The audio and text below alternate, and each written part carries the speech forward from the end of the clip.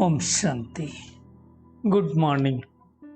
साकार मुरली 8 जून 2021। बाबा का मीठा मीठा लेटर हम मीठे मीठे बच्चों के मीठे मंथन के लिए। मंथन शुरू करने से पहले पवित्रता के सागर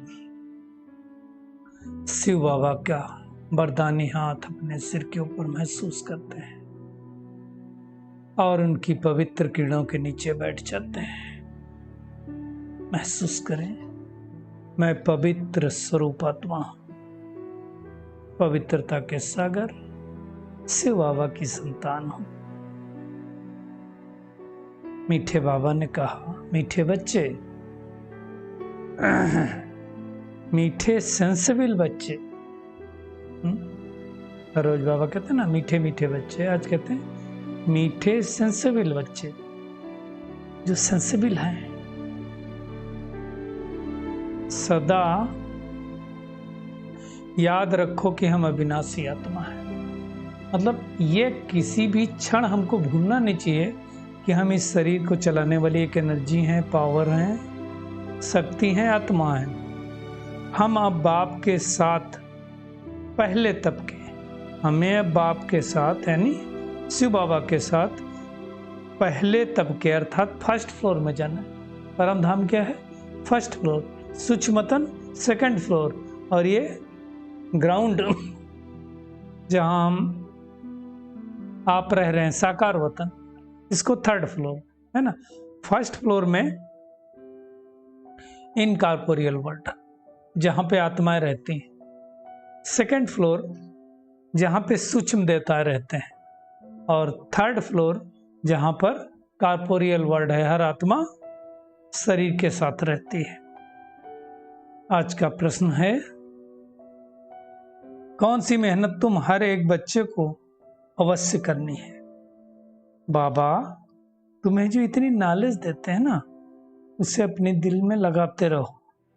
दिल से लगाना मतलब उसका स्वरूप बन जाओ, अंदर ही अंदर उसको मनन कर हजम करो।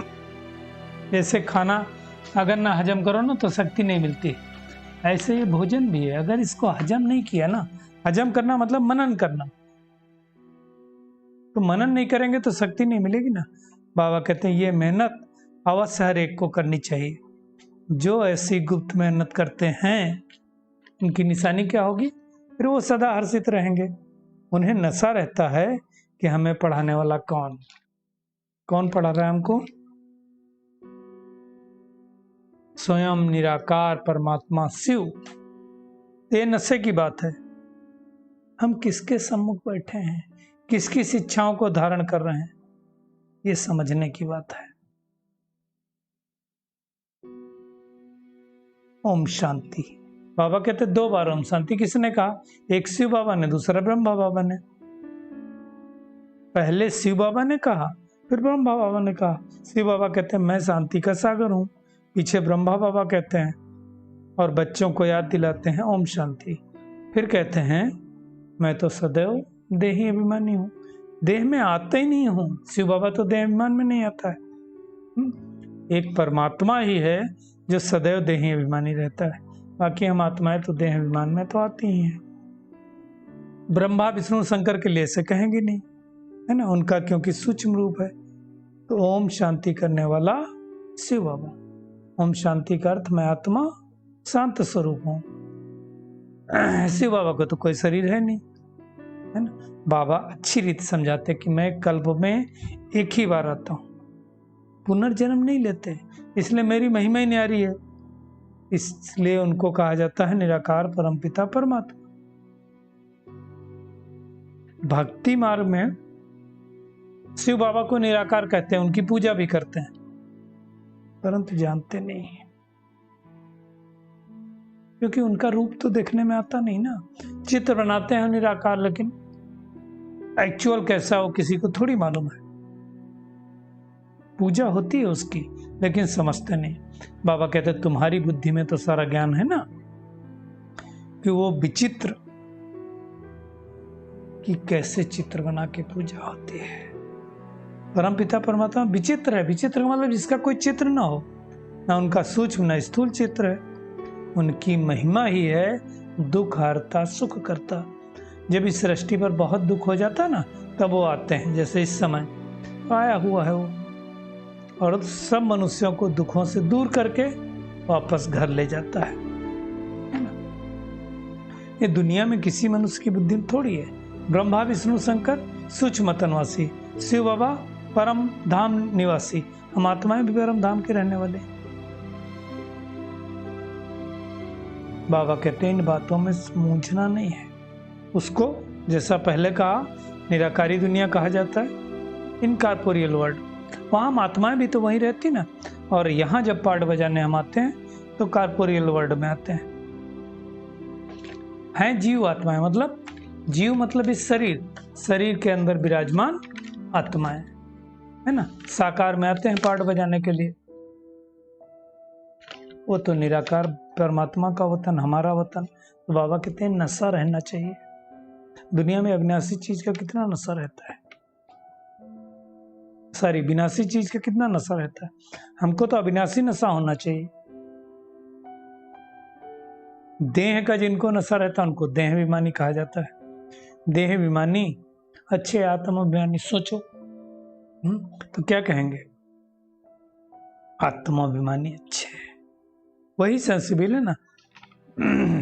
देह तो विनाशी है, आज है कल छूट जाएगी, और आत्मा ही 84 देह लेती है। सोचो 84 पुतले टंगे हुए हैं सतयुग के सर गुण 16 कला संपूर्ण से लगा करके, नीचे कलाएं कम होती गई, हमने एक एक पुतले को धारण किया, है ना। ऐसा चिंतन करो। हम आत्माएं भी परम धाम में बाबा के साथ ही रहने वाली है। यहाँ पाठ बजाने आई, है ना। पाठ बजाते बजाते सब कुछ भूल गए। बाबा निराकार, उनका नाम शिव, और मुझे हम आत्माओं का नाम क्या, शालिग्राम। तो दोनों ही वहां रहते थे। तो बाबा कहते हैं ये जो सारी बातें ना, इनका चिंतन करो, मेहनत करो, विचार करो, विचार सागर मंथन करो, है ना। समझो कि हम शिव बाबा के बच्चे हैं तो उनसे वर्षा जरूर मिलना चाहिए। ये आत्माओं को जो झाड़ है ना, उसका बीज कौन है, शिव बाबा। बड़ा बाप मतलब शिव बाबा। फिर उनसे 2-4 बच्चे निकले, फिर उनसे और निकले, पहले ब्रह्मा बाबा निकले, फिर कितने हो गए, 1-2 को वृद्धि पाते पाते कितना बढ़ जाता है। ऐसे सतयुग में 2 आए, श्री कृष्ण और राधे आए, धीरे धीरे धीरे धीरे वृद्धि को पाते गए। तो बाबा कहते हैं तुम बच्चे जानते हो कि हम आत्माएं मूल वतन में रहती हैं। ऊंचते ऊंच शिव बाबा है, वही हम बच्चों को ज्ञान देता है। कहाँ पढ़ाता है, साकार तन में आके पढ़ाता है। सूक्ष्म वतन मूल वतन में थोड़ी पढ़ाएगा। मूल वतन में आत्माएं कुछ नहीं करती, शरीर के बगैर तो कुछ कर ही नहीं सकती ना। तो सारी पढ़ाई भी यही साकार वतन में होती है। बाबा आप समझाते हैं कि बच्चे अभी तुमको वापस घर चलना है। वो आत्माओं का घर है जहां बाप और बच्चे रहते हैं, सब ब्रदर्स ऊपर, और एक पिता की संतान है। जब हम यहाँ नीचे पाठ बजाने आते हैं तो ब्रदर और सिस्टर हो जाते हैं, मतलब शरीर के हिसाब से। ये सब बातें बाबा ही आकर के समझाते हैं। इस समय आत्मा जो सीता है वो सच्चे सच्चे परमात्मा राम को पुकारती है। दुनिया वाले तो आत्मा से परमात्मा, आत्मा परमात्मा में लीन हो जाती। बाबा कहते हैं ऐसा नहीं होता है। अविनाशी आत्मा है, एक अविनाशी सत्ता है आत्मा, परमात्मा अलग सत्ता है, दोनों एक दूसरे में लीन हो ही नहीं सकते हैं। बाबा कहते हैं आत्माएं भी अविनाशी, ड्रामा भी अविनाशी है। वर्ल्ड की हिस्ट्री ज्योग्राफी कैसे रिपीट होती है, हम बच्चों को पता, दुनिया में थोड़ी पता है। चारों युगों में पाठ चलता है, सतयुग, त्रेता, द्वापर, कलयुग। मतलब हम सूर्यवंशी बनते हैं, फिर चंद्रवंशी बनते हैं, ग्रेड गिरती जाती है, 14 कला होते हैं, फिर चंद्रवंशी, फिर वैश्यवंशी, फिर शूद्रवंशी। बाबा कहते देवी देवता संपूर्ण निर्विकारी थे, 16 कला संपूर्ण थे। राम को 14 कला कहेंगे। तो बाबा कहते तुम्हारे 84 जन्म हुए, उनका मैं हिसाब किताब समझाता हूँ। नहीं तो आत्मा, दुनिया में आत्मा को शरीर ना हो तो क्या करेगी? संसार के लोग, साइंटिस्ट लोग ब्रह्मांड का पता लगाने की कोशिश करते हैं। बाबा कहते हैं वो बेअंत है, उसका तो कोई पता नहीं लगा सकता है। यहाँ बड़ी धरती इसलिए दिखाई क्योंकि यहाँ खेती करनी है, शरीर है, तो उसके हिसाब से सब कर्म करना पड़ता है। परम धाम में तो छोटी सी जगह में सब आत्माएं आ जाती हैं, क्योंकि इतनी सूक्ष्म है ना आत्मा,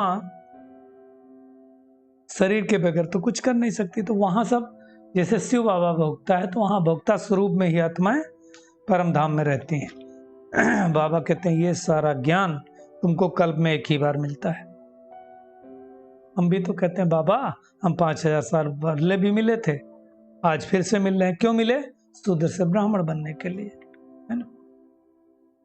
तो बाबा समझाते हैं जैसे तुमने आर्गन्स लिया हुआ, ऐसे मैं भी आकर के आर्गन्स लेता हूँ और तुमको राजयोग सिखलाता हूँ, और कोई सिखला ना सके। बाबा ही ब्रह्मा तन में प्रवेश करके हमको सारी बातें बताते हैं। आत्मा ही प्रेसिडेंट, प्राइम मिनिस्टर आदि सब बनती। आत्मा ही कहती है मेरा शरीर है, मैं प्राइम मिनिस्टर हूँ, मैं फला हूँ, मैं फला हूँ। दुनिया वाले क्या सोचते हैं? शिव बाबा ने क्या किया? ब्रह्मा तन लेकर के उनके मुख से ज्ञान सुनाया। तो दुनिया वाले क्या सोचते हैं? मुख से गंगा निकली। गंगा निकलने की बात नहीं, ज्ञान की बात है। इन बातों को अच्छी तरह से समझना है। और शिव बाबा ही बड़े से बड़ा रूहानी सर्जन है। हमें जो विकारों रूपी बीमारियां लगी उनको दूर कर देता है। दुनिया में तो और कोई दूर कर नहीं सकता है। और ऐसा निरोगी बनाता है कि सतयुग में हमको कोई कर्म नहीं कूटने पड़ते हैं। यहाँ तो क्या, किसी को पूछो तो क्या कहेंगे? अरे भाई कर्म किए थे वही कूट रहे हैं। कूट रहे हैं मतलब किसी तरह से जीवन यापन कर रहे हैं। सतयुग में ऐसा कोई नहीं कहेगा कि हम कर्म कूटने, वहां तो कोई दुखी नहीं होता है। जो कोई कहे कर्मों का हम भोग भोग रहे हैं, कर्म अकर्म विकर्म की गति शिव बाबा ही समझाते हैं। तो सतयुग त्रेता में जो कर्म होते हैं वो अकर्म होते हैं, द्वापर कलयुग में जो कर्म होते हैं वो विकर्म होते हैं। सतयुग में 5 तत्व भी सतो प्रधान होता है। तो आत्मा ही सतो प्रधान, फिर सतो रजो तमो बनती है, और उसी के मुताबिक प्रकृति भी बनती है। तो प्रकृति से शरीर बना है तो शरीर भी वैसे बन जाता है। ये बातों को अच्छी तरह से समझना है। तो आज सारा दिन एक तो हमेशा याद रखना है सेंसिबल बन करके कि मैं आत्मा हूं, मैं आत्मा हूं, और दूसरे को भी आत्मिक स्थिति में देखना है। अभी परमात्मा की श्रीमत पर हमको चलकर श्रेष्ठ कर्म करने हैं, फिर कभी कर्म ना कूटना पड़े, अर्थात सजाएं ना खानी पड़े। किसी भी विनाशी चीज का नशा नहीं रखना है। ये देह भी विनाशी है, इसका भी नशा नहीं रखना है, सेंसिबल बनना है। बाबा का खूबसूरत वरदान, फरमान की पालना द्वारा सर्व अरमानों को खत्म करने वाले माया प्रूप हो। बाबा कहते हैं अमृत वेले से लेकर रात तक दिनचर्या में जो भी फरमान मिले हुए हैं, उसी प्रमाण अपनी वृत्ति, दृष्टि, संकल्प, स्मृति, सर्विस और संबंध को चेक करो।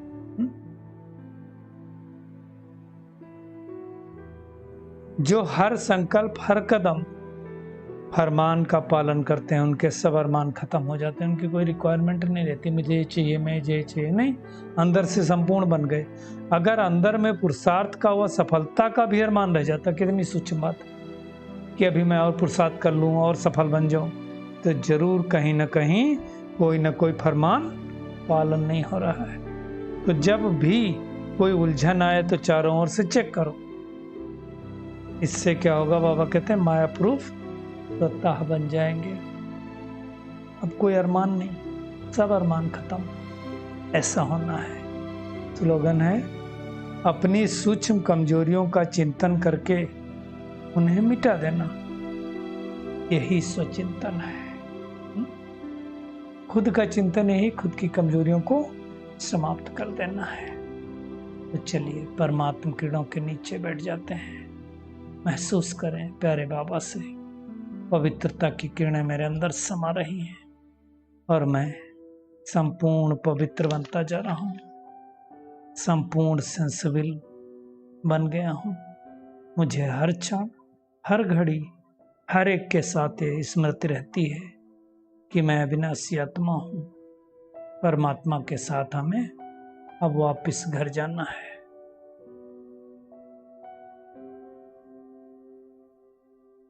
हमें बाबा जो नॉलेज देते हैं उसको मनन करके उसको डाइजेस्ट करना है, जिससे हमको पावर मिलेगी। ये गुप्त मेहनत हम सबको करनी है। बाबा की श्रीमत पर श्रेष्ठ कर्म करने हैं, जिससे सजाएं न खानी पड़े। किसी भी विनाशी चीज का नशा नहीं रखना है। ये देह भी विनाशी है, इसलिए इसका भी ममत्व मिटा देना है। अब बाबा के फरमान पर अमृत बेले से लगा करके रात सोने तक अपनी वृत्ति, दृष्टि, संकल्प, स्मृति और सर्विस संबंध को हमें चेक करके चेंज करना है। हर कदम बाबा के फरमानों को पालन करना है।